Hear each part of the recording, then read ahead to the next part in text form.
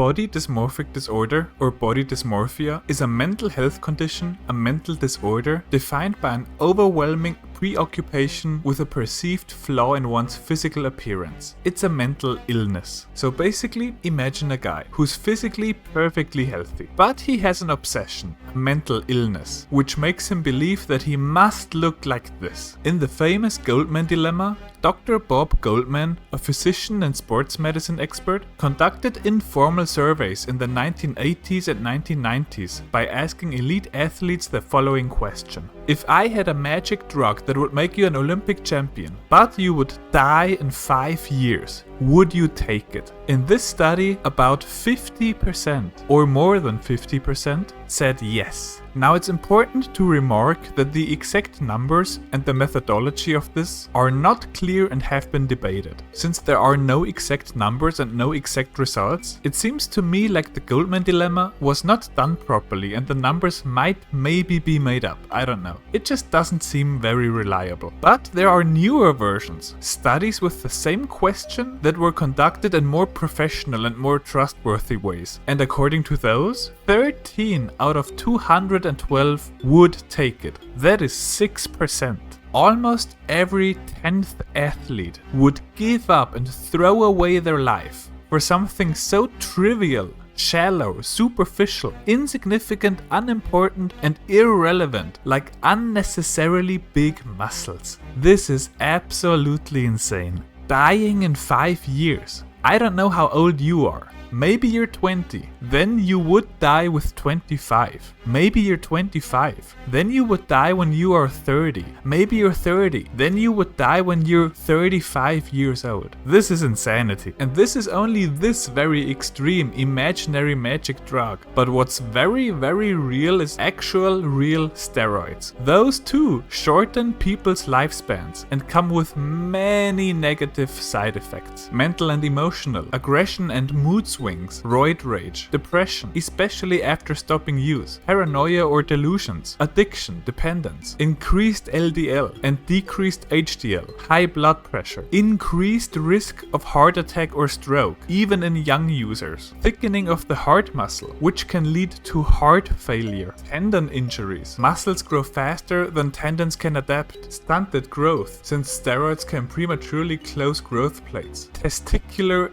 atrophy, shrinkage, decreased sperm count, potential infertility, development of breast tissue in men, impotence, disruption of natural testosterone production, can take months or years to recover after stopping, or may never fully return to normal, deepened voice, facial hair growth, menstrual irregularities, clitoral enlargement, acne, especially on the back and shoulders, oily skin, hair loss, stretch marks from rapid muscle growth, liver damage or cancer, kidney damage, increased risk of blood clots, immune system suppression. A big amount of people uses steroids, which is crazy bad and unhealthy, but they do it anyways. In some gyms, more than 25%, so more than every fourth person, uses steroids. But why? Where does this unhealthy and ill desire for attention and strength come from? Well, let's look into the psychology of those poor, miserable people. As you might already realize, even without being a scholar, there's a lot of overcompensating going on. We don't need to be psychology doctors or professors in order to surmise that. But still, let's look at actual, real evidence, scientific studies, the dark side of bodybuilding, the role of bodybuilding activities in compensation of frustrated basic psychological needs. Published 2019. The title says it all really, but let's dig deeper. So as the title says, it's compensating for frustrated basic psychological needs. These people have a lack of basic psychological needs and they want to balance that out. What are some basic psychological needs? Well, autonomy, competence, and relatedness are 3 inherent and universal basic psychological needs for healthy development. The satisfaction of these needs is considered as an essential condition for individuals'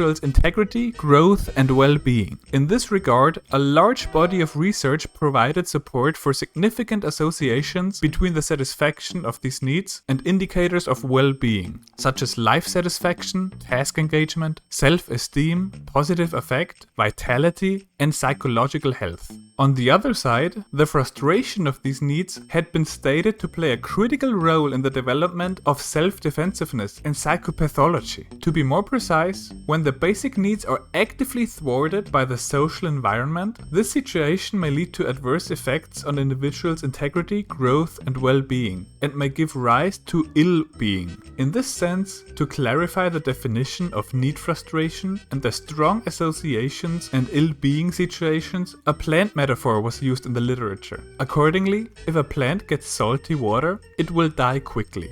And this is a good example of need frustration. Consistent with this metaphor, the associations between frustrated needs and psychological health has been consistently supported by many studies indicating the relation of frustrated basic needs with depression, exhaustion, negative affect, burnout, somatization, and anxiety. In terms of the effects of frustrated basic needs on psychological health, body image concerns have also received special attention in SDT literature, and studies have consistently shown that need frustration is a predictive factor for such problems. It is associated with several psychological problems, such as dissatisfaction with life, suicide attempt, substance abuse, obsessive-compulsive tendencies, anxiety, depression, perfectionism, and diminished self-esteem and self-concept. So here we have it, everything we need. And it makes sense. There's a need, a lack, and then the compensation.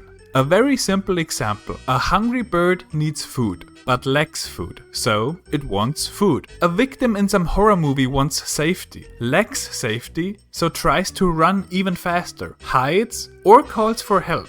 Calls the police maybe. A guy wants basic psychological needs, but lacks them. Maybe he didn't get enough attention from his parents when he was a child. Maybe he got a younger sibling and then all of the parents' attention was on the younger sibling. Maybe he's a weirdo with a bad personality, has no friends, and is very lonely. Anyways, what's an easy, low-effort way to get attention? Show everyone your loneliness, low self-esteem, lack of confidence, and lack of attention by putting on some shallow, superficial, meaningless, easy to obtain muscle. Or buy an unnecessarily expensive car, which brings you from A to B just like a normal one. Or just bragging with anything else really. This desire to brag and show off. This attention whoring. It's just so sad. And what will this achieve? What people will this attract? Shallow friends and shallow women. There are women who care about personality and really feel deep love. And then there are women who only care about looks. Which kind do you think those superficial, ill people are more likely to attract? This won't lead to a happy life. This constant fight,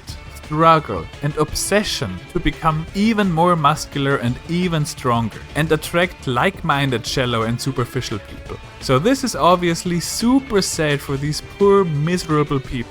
They could instead just enjoy their lives by chilling a bit, having some fun by playing some good old Double Dash or Banjo-Tooie, and make real friends who care, and meet women who really care. Something deep, proper and real, you know. But these ill people themselves are not the only ones who suffer from their illness. What about the people around them? The priority of these mentally ill people is not getting along, but domination. What do you think it does to males when they are constantly told that men don't cry, they have to be strong, they can't show emotions, except for maybe anger? That's not going to turn out well. I will at this point just mention real quick that according to the official statistics of the USA, the US Department of Justice, Office of Justice Programs, Bureau of Justice Statistics, prisons in the USA have had a 93 to 94% male prison population since 2019.